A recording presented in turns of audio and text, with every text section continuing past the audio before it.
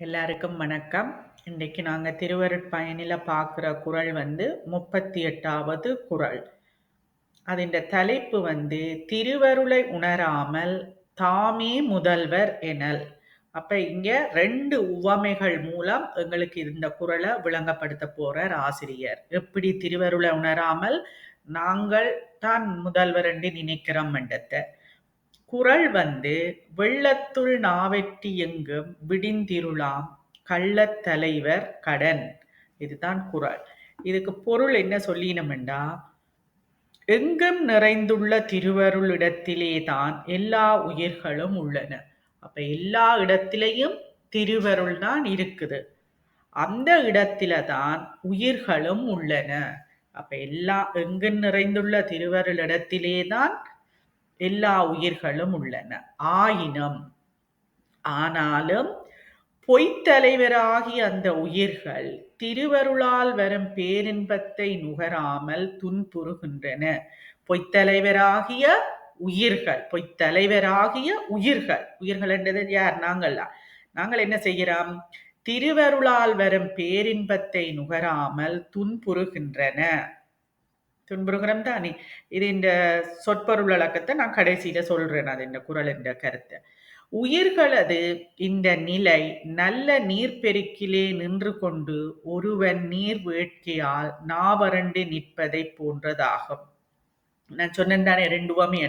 அதுல இப்ப முதலாவது உவமை என்ன சொல்றாருண்டா, உயிர்களது இந்த நிலை எப்படி இந்த நிலை என்றா, நல்ல நீர் பெருக்கில, ஒரு பெரிய வெள்ளத்துல நீர் பெருக்கில, ஒரு ஆறோ கடலோ அதுக்குள்ள நாங்க தண்ணி வெள்ளத்துக்கு நின்று கொண்டு நீர் பெருக்கில நின்று கொண்டு ஒருவன் நீர் வேட்கையால் நாவறண்டு நிற்பதை போன்றதாகும்.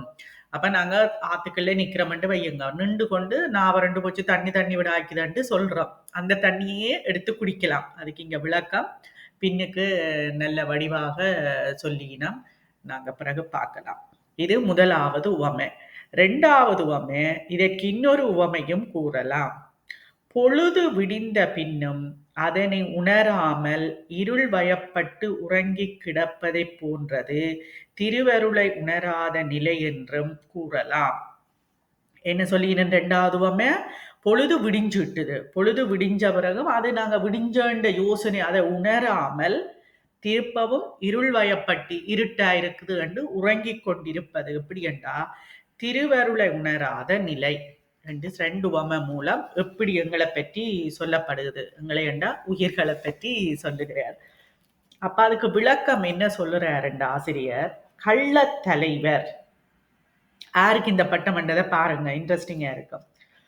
ஒன்றுக்கும் பற்றாத எளிய உயிர்கள் நாம் எல்லாம். நாங்கள் எல்லாம் எப்படியானாக்கள்? ஒன்றுக்கும் பற்றாத எளிய உயிர்கள் நாம் எல்லாம்.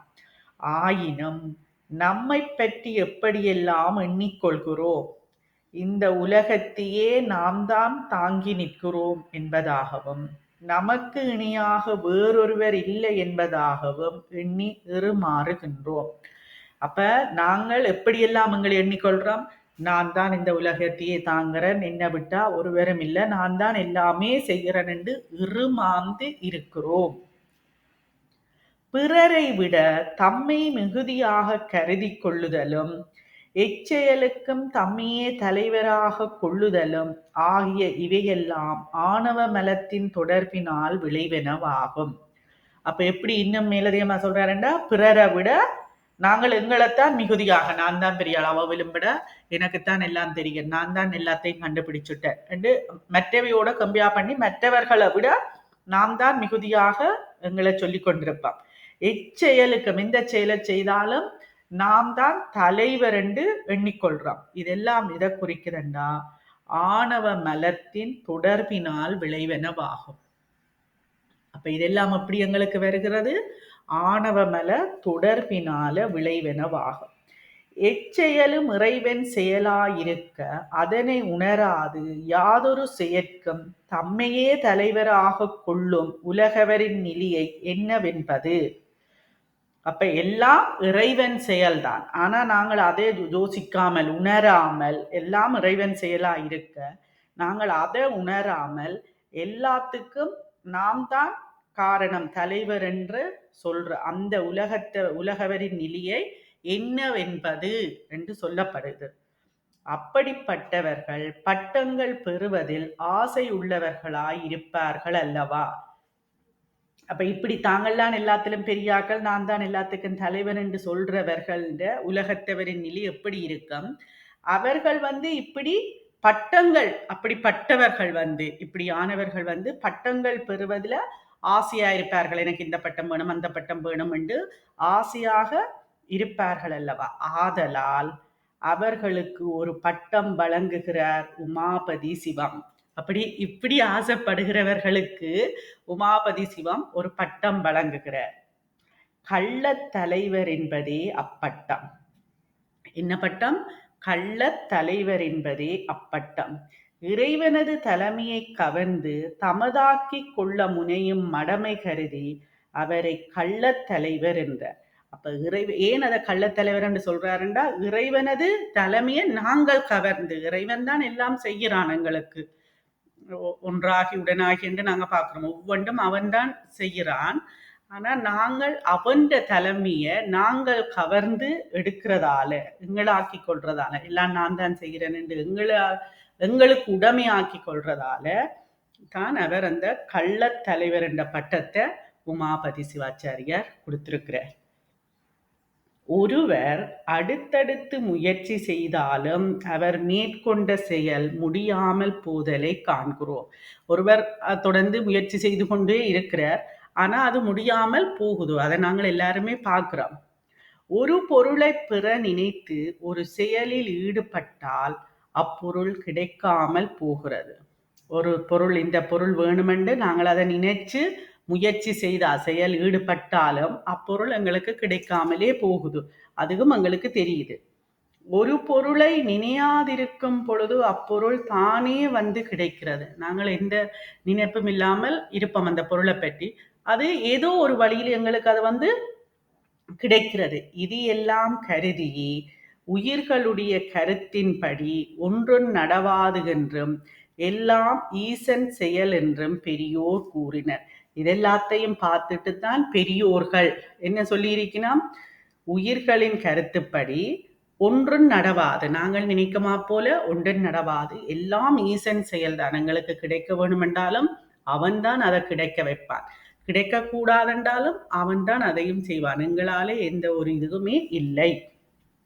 எனவே எல்லாம் திருவருட் செயலாயிருக்க அதனை உணராமல் இச்செயலை நானே செய்து முடித்தேன் எனவும் இது எனது சாதனை எனவும் இதனை செய்வதற்கு என்னை விட்டால் வேறு யார் இருக்கிறார்கள் எனவும் கருதி கொண்டு அச்செயல்களுக்கு தம்மையே தலைவராக கொள்பவரே கள்ளத் தலைவர் ஆவர். அப்ப இதெல்லாம் திருவருட் செயலா நடக்குது. எது? இப்ப மேல சொன்னமே, எங்களுக்கு கிடைக்கிறண்டா கிடைக்கும், கிடைக்காட்டிக்கு கிடைக்காது. அவன் என்ன நினைக்கிறானோ அவன் தான் எல்லாம் ஈசன் செயல். அப்ப இதெல்லாம் திருவருளாக இருக்க திருவருட் செயலை நாங்கள் உணராமல் எல்லாம் என்னுடைய சாதனை, என்னுடைய கெட்டித்தனம், என்னுடையது நாங்க சொல்லுறோம். அப்ப அதனால தான் அச்செயல்களுக்கு தம்மையே தலைப்பவராக, நாங்கள்லாம் இந்த செயலுக்கெல்லாம் தலைவர் என்று நினைக்கிறதால தான் எங்களுக்கு கள்ளத்தலைவர் என்ற பட்டத்தை உமாபதி சிவாச்சாரியார் கொடுத்திருக்கிறார். அடுத்தது முதலாவது உவமை, ரெண்டாவது இப்ப உவமை பார்க்க போறோம். வெள்ளத்துள் முதலாவது உவமை, 2 உவமை என்று சொன்னான் தானே. அப்ப அதுல முதலாவது உவமை வெள்ளத்துள் நாவற்றுதல். இந்த உவமை மாணிக்க வாசகர் தமது நிலையை குறிக்க பயன்படுத்தியதாகும். இந்த உவமை மாணிக்க வாசகர் திருவாசகத்துல வருகுது. நீத்தல் விண்ணப்பம். இறைவனது அருளில் தோய பெற்றும் பொறிப்புலன்களால் வரும் துன்பத்திலிருந்து நீங்க முடியவில்லையே என்ற தமது ஆற்றாமையை இவ்வுவமை மூலம் அவர் வெளிப்படுத்தியுள்ளார். அப்ப எப்படி வெள்ளத்துக்குள்ள இருந்து கொண்டு நாங்க நாவற்றி போகுதுன்னு சொல்றோம். அது போல மாணிக்க வாசகற்ற திருவாசகத்துல நீத்தல் விண்ணப்பம் 51 பகுதிகள் இருக்கு. அதுல நீத்தல் விண்ணப்பம் என்ற பகுதியில செய்யுள் 14 வருகுது. எப்படி? இறைவனது அருளில தோய பெற்றம் அதிலேயே தான் இருக்கிறார். ஆனாலும் பொறிப்புலன்களால் வரும் துன்பத்தை அந்த துன்பத்தில இருந்து தன்னால நீங்க முடியவில்லையே என்று ஆற்றாமைப்படுகிறார். ஆற்றாமையோடு பாடுகிறதை இந்த உவமைக்கு எடுத்து சொல்லியிருக்கிறான். இவ்வுவமையை இங்கு உயிர்களின் நிலைக்கு பொதுமைப்படுத்தி கூறியுள்ளார் உமாபதி சிவம். இந்த உவமையை, இந்த நான் மேற்சொன்ன உவமை இருக்குதானே, அத உயிர்களின் நிலைக்கு பொதுமைப்படுத்தி கூறியுள்ளார் உமாபதி சிவம். உயிர்கள் திருவருளோடு கலந்துள்ளன. இது வெள்ளத்துள் நிற்பதை போன்றது. உயிர்கள், இந்த உவமை எப்படி, உயிர்கள் திருவருளோட தான் நாங்கள் கலந்திருக்கிறோம். அது எப்படி என்றா, வெள்ளத்துக்குள்ள நாங்கள் நிற்பதை போன்றது. ஆயின் அவ்வுயிர்கள் திருவருளால் வரும் பேரின்பத்தை அனுபவியாமல் துன்புறுகின்றன. இது வெள்ள நீரை பருகாமல் நாவரண்டு நிற்பதை போன்றது. அப்ப திருவருளால வர்ற பேரின்பத்தை நாங்கள் அனுபவிக்காமல் துன்பமுறுகிறோம். திருவருளால தான் எங்களுக்கு எல்லாம் கிடைக்குது. அந்த பேரின்பத்தை விட்டுட்டு நாங்க துன்பப்படுகிறோம். அந்த துன்பம் எப்படி என்றா, வெள்ளத்துக்கு நின்று கொண்டு நான் வறண்டு போச்சுது, தண்ணி விடாய்க்குதுன்னு சொல்லுமா போல. அந்த வெள்ளத்தை தண்ணிக்கு தான் சுத்தி நிக்கிறோம். அந்த தண்ணியை நாங்கள் எடுத்து குடிக்கலாம். ஆனா அதை அறியாமல் உணராமல் இருக்கிறோம். எப்படி உதாரணம் எல்லாம் எடுத்து சொல்லப்படுகிறது. அடுத்தது 2வது உதாரணம், விடிந்து இருளாம். 2வது விடிந்து இருளாம். இனி 2வது உவமை எங்கும் விடிந்து இருளாம் என்பது உமாபதி சிவம் முதல் உவமையை திருவாசகத்தில் நீத்தல் விண்ணப்பம் என்ற பகுதியில் இருந்து எடுத்து அமைத்து கொண்டார் என அறிந்தோம். அப்ப முதலாவது வெள்ளத்துக்கு நிக்கிறது, வெள்ளத்துல நாவரண்டு போறதுக்கு திருவாசகத்துல நீத்தல் விண்ணப்பம் என்ற இதுல இருந்து எடுத்து சொல்லி இருக்கிறார். நீத்தல் விண்ணப்பத்தை அடுத்திருப்பது திருவம்பாவை என்ற பகுதி. அடுத்தது திருவம்பாவை உங்களுக்கு எல்லாருக்குமே தெரியும், மார்கழியில பாடுறது. அதுவும் திருவாசகம்தான். இத்திருவம்பாவையில் வரும் பெண்களின் உரையாடலில் இருந்து இந்த 2வது உவமையை அமைத்து கொண்டாரோ என்று எண்ண வேண்டி உள்ளது. அப்ப இந்த பெண்கள் பாடுறது தானே திருவம்பாவை பாட்டு. அப்ப அதிகில இருந்து இந்த உவமையை எடுத்துக்கொண்டாரோ என்று எண்ண வேண்டி உள்ளது என்று சொல்லப்படுகிறது. என்ன சொல்றாருண்டா, திருவம்பாவையில் எழுப்ப வந்த பெண்கள் மிக்க தூக்கமுடையவளாய் தன்னை மறந்து படுக்கை கிடக்கும் ஒருத்தியை பார்த்து இன்னும் விடியவில்லையா என்று கேட்கிறார்கள். என்ன சொல்லப்படுதுண்டா, திருவம்பாவையில எழுப்ப வந்த பெண்கள் எல்லாரையும் வீடு வீடா போய் அந்த பாடல் பாடி எழுப்புறது தானே. அப்ப திருவம்பாவையில் எழுப்ப வந்த பெண்கள் மிக்க தூக்கமுடையவளாய் தன்னை மறந்து படுக்கை கிடக்கும் ஒருத்தியை பார்த்து இன்னும் விடியவில்லையா என்று கேட்கிறார்கள். ஒரு ஆளுக்கு நல்ல தூக்கம், அவ எழும்பியலை, இவைகள் எழுப்ப வந்தவ அவ கேட்கினம் இன்னும் விடியவில்லையாண்டு கேட்கினம். எழுப்ப வந்தவ படுக்கையில் கிடந்தவளுக்கோ எழுவதற்கு மனமில்லை. படுக்கையில கிடக்கிறவருக்கு எழும்புறதுக்கு மனமில்லை. ஆனால் அதை எப்படி சொல்வது, அதை தான் எப்படி சொல்றது? அதனால் அவர்களை பார்த்து வரவேண்டிய அத்தனை பெண்களும் வந்து விட்டார்களா என்று கேட்கிறாள். அப்ப தனக்கு எழும்ப மனமில்லைன்றத சொல்லாமல் வர வேண்டிய நிறைய பேர் இப்படி ஒவ்வொன்று வீடு வீடா பாடிக்கொண்டு போறது தானே. நாங்கள் இருக்கிற காலத்துல எல்லாம் திருவம்பா பாடத்தான் எழும்பி எல்லாரும் இதன்றது. அப்ப என்ன சொல்றதுன்னா, அப்ப அவ கேட்கிறா வர வேண்டிய எல்லாரும் வந்துட்டினமோ என்று அவர்கள் வந்தவைய பார்த்து கேட்கிறா. வரவில்லை என்றால் அதுவரையில் தூங்கலாமே என்ற ஆசை அவளுக்கு. அப்ப மிச்ச பேர் வர இருந்தால் இன்னும் மிச்ச பேர் வரத்தானே வேணும், அது மட்டும் தான் தூங்கலாமே என்ற ஆசைதான் அவளுக்கு. யாருக்கு? அந்த தூக்கத்துல கட்டில படுத்திருக்கிறவளுக்கு. உறங்கி கிடத்தல், அது கதை. ஆனா இங்க சொல்ல வர்றது என்னண்டா, உறங்கி கிடத்தல் என்பது ஆணவ மல இருளின் வசப்பட்டிருத்தலை குறிக்கும். அப்ப அவ உறங்கி கிடக்கிறா, அதோ அது எதை குறிக்குதுன்னா, ஆணவ மல இருளின் வசப்பட்டிருத்தலை குறிக்கும். ஆணவ மலத்தின் கட்டுப்பாட்டுகள் அதுன்ற வசத்திலே அவ இருக்கிறா, அதுதான் இது உறக்கத்தை குறிக்குது. உறக்கம் நீங்கி எழுதல் என்பது மலப்பிணிப்பிலிருந்து விடுபட்டு பக்குவம் பெறுதலை குறிக்கும். அப்ப உறக்கம் நீங்கி முழிக்கிறதுன்னு விடுபடுறது, உறக்கத்தில இருந்து விடுபடுகிறது எதை குறிக்குதுண்டா, மலப்பிணிப்பில இருந்து விடுபட்டு பக்குவம் பெறுதலை குறிக்கும். அப்ப உறக்கம் வந்து ஆணவ மலத்தின் வசப்பட்டிருக்கிற ஆணவ மல இருளின்ற வசப்பட்டிருக்கிறது. உறக்கம் விட்டு எழுதலண்டா மலப்பிணிப்பில இருந்து விடுபட்டு பக்குவப்படுவதை குறிக்குது. நீராடுதல் என்பது திருவருளில் தோய்ந்து இன்புறுதலை குறிப்பதாகும். அப்ப நீராடுறது என்னத்தை குறிக்குது? திருவருள்ல தோஞ்சு இன்புறுதலை குறிக்குது. திருவருளோட நாங்க கலந்தா எங்களுக்கு இன்பம் தானே. அப்ப நீராடுதல் அதை குறிக்குது. எனவே விடிந்த பின்னும் உறங்கி கிடக்கின்ற அப்பெண்ணின் நிலை திருவருளில் தோய்வதற்கு விருப்பமின்றி ஆணவ இருளின் வசப்பட்டு கிடக்கும் உயிர்களின் நிலையை குறிப்பிடுவதாக கொள்ளலாம். அப்ப இங்க என்ன எங்களுக்கு இந்த ஆசிரியர் சொல்ல வராருண்டா, விடிஞ்சுட்டுது, விடிஞ்சா எல்லாம் வெளிச்சம் வந்துடும், இருட்டு போயிடும். அப்ப விடிஞ்ச பிறகும் அந்த பெண் வந்து உறங்கி கிடக்குறாண்டா அந்த பெண்ணின் நிலைமைய எப்படி என்று சொல்றாருண்டா, திருவருள்ல தோய விருப்பம் இல்லை ஏண்டா திருவருள்ல நாங்கள் அழுந்துறது, திருவருளோட சேர்ந்திருக்கிறது, அதுல தோய விருப்பம் இல்லாமல் ஆணவ இருளின் வசப்பட்டு கிடக்கும் உயிர்களின் நிலைய சொல்லப்படுகிறது. உயிர்கள் என்றது நாங்கள் தான். திருவருள்ல தோஞ்சம்னா எங்களுக்கு இன்பம் தானே, சந்தோஷம். நாங்கள் அது எங்களுக்கு விருப்பம் இல்லாம திருவருள்ல தோய்வதற்கு விருப்பமின்றி, அதை அறிகிற உணர்றதுக்கு விருப்பமின்றி திரு ஆணவ இருளின் வசப்பட்டு கிடக்கும் நிலை என்று சொல்றாரு. உயிர்கள் என்ற எங்களை. அப்ப திருவம்பாவையில் வரும் அப்பெண்ணின் நிலையை நினைந்தே நம் ஆசிரியர் உமாபதி சிவம் பக்குவம் இல்லாத உயிர்களின் நிலையைச் சுட்ட எங்கும் விடிந்திருளாம் என்றார் போலும். அப்ப திருவம்பாவில வருது தானே, அந்த பெண்ணின் நிலைய நினைந்தே, அந்த பெண்ணின் நிலைய நினைத்து நம் ஆசிரியர் யாரு? உமாபதி சிவம் பக்குவம் இல்லாத உயிர்களின் நிலையை சுட்ட.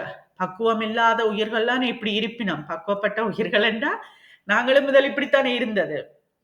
இப்பவும் நிறைய பக்குவப்பட வேணும், ஒரு கொஞ்சம்தான். அப்ப பக்குவம் இல்லாத உயிர்களின் நிலைய சுட்டத்தான் எங்கும் விடிந்திருளாம் என்றார் போலும். அதுக்காகத்தான் எங்கும் விடிந்திருளாம் என்று சொல்லி இருக்கிறார் என்று சொல்லப்படுகிறது. அப்ப இப்ப நாங்கள் குறளின்ற சொற்பொருளை பார்ப்போம், என்ன சொல்றாரு. குறள் வந்து வெள்ளத்துள் நாவற்றி எங்கும் விடிந்திருளாம் கள்ளத்தலைவர் கடன். அப்ப கள்ளத்தலைவர் என்றது வந்து எச்செயலிலும் தமக்கு சுதந்திரம் சிறிதும் இல்லாதிருக்கவும் எல்லாவற்றுக்கும் தாமே முதல்வர் என கூறிக்கொள்ளும் பொய்த்தலைவர் ஆகிய உயிர்கள். அப்ப கள்ளத்தலைவர் என்றது இதுதான் கருத்து. கடன் என்றது கடன் ஆள் என்றா திருவருளை மறந்து செய்யும் செயலால். வெள்ளத்துள் நாவற்றி நல்ல நீர்ப்பெருக்கில் நின்று கொண்டிருந்தும் நீர் வேட்கையால் நாவரண்டு துன்புறுவது போன்ற நிலையே உள்ளதாகும். அடுத்து எங்கும் விடிந்திருளாம் பொழுது விடிந்த பின்னும் பகலவனது ஒளியை உணராது இருள் வயப்பட்டு உறங்கி கிடப்பதை போன்ற நிலையே உள்ளதாகும். அதுதான் எங்கும் விடிந்திருளாம் என்று முடிச்சவர். அப்ப நிறைந்த இன்ப துன்பத்துள் நின்றும் அதனை நுகர மாட்டாது துன்புறும் நிலையே உயிர்களுக்கு உண்டாயிற்றென்பது கருத்து. அப்ப இதுதான் இந்த 38வது குறளின் கருத்தும் விளக்கமும் இப்ப பார்த்திருக்கிறோம், சொற்பொருள் எல்லாம் பார்த்திருக்கிறோம். இவ்வளவு நேரமும் இருந்து பொறுமையாக கேட்ட எல்லாருக்கும் நன்றி. இனி உங்களோட கருத்துக்களை நீங்க சொல்லலாம். எவ்வளவு தூரம் புரிந்திருக்குது, உவமைகள் சொல்லி விளங்கப்படுத்தினபடியா எல்லாருக்கும் ஈஸியா புரிஞ்சிருக்கும். 2 உவமை சொல்லப்பட்டிருக்கு, ஒன்று வெள்ளம், ஒன்று சூரிய விடிஞ்ச பிறகும் நித்திர கொள்றது. நன்றி.